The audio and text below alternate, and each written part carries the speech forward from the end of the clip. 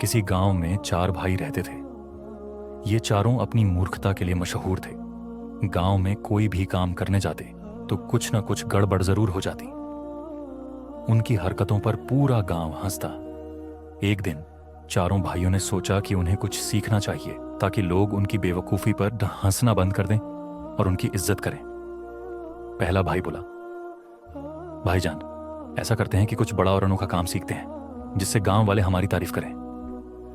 दूसरा भाई बोला, सही कहा, लेकिन ऐसा क्या करें कि सबको लगे हम बहुत समझदार हो गए हैं। तीसरा भाई जोश में बोला, चलो किसी पुराने काम में हाथ आजमाते हैं, कुछ ऐसा करते हैं जो आज तक गांव में किसी ने नहीं किया।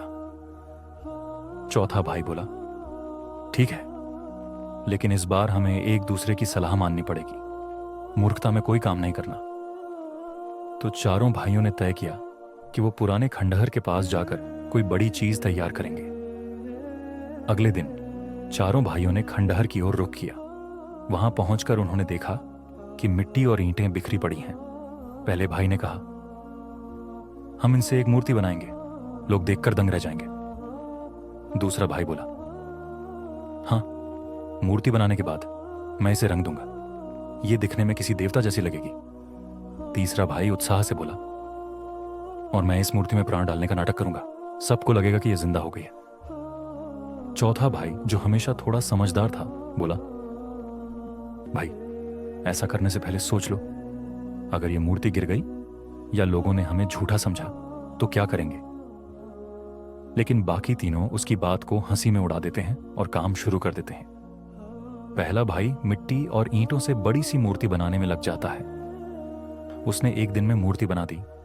दूसरा भाई उसमें रंग भरता है और उसे ऐसा रूप देता है जैसे वो सच में कोई जिंदा इंसान हो। तीसरा भाई अपने नाटक की तैयारी करने लगा। गांव वाले जब खंडहर के पास पहुंचे तो मूर्ति देखकर हैरान रह गए। तीसरा भाई जोर से चिल्लाया, देखो, अब मैं इसमें प्राण डालूंगा। गांव वाले घबरा गए और कुछ दूर खड़े हो गए। तीसरे भाई ने मूर्ति के पास जाकर जोर जोर से मंत्र पढ़ने का नाटक किया और बोला, अब ये मूर्ति बोलने लगेगी। लेकिन तभी कुछ अजीब हुआ। मूर्ति संतुलन खोकर जमीन पर गिर पड़ी और पूरी तरह टूट गई। गांव वाले हंसने लगे और बोले, अरे मूर्खो, पहले ये सीखो कि काम को सही तरीके से कैसे करना है।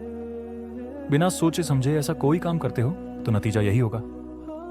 चारों भाई शर्मिंदा होकर खड़े हो गए। चौथा भाई बोला, मैंने कहा था, सोच समझकर काम करो, अब लोग और ज्यादा हंसेंगे। पहले भाई ने सिर झुकाकर कहा, भाइयों, अब समझ गया हूं कि जो काम हमें नहीं आता उसमें दिखावा करना हमें शर्मिंदा ही करता है। आगे से कुछ भी करने से पहले अच्छी तरह समझ लेंगे। कहानी का मर्म, ज्ञान का दिखावा करने से इज्जत नहीं मिलती, बल्कि सही समझ और मेहनत से ही लोग आपकी काबिलियत पहचानते हैं।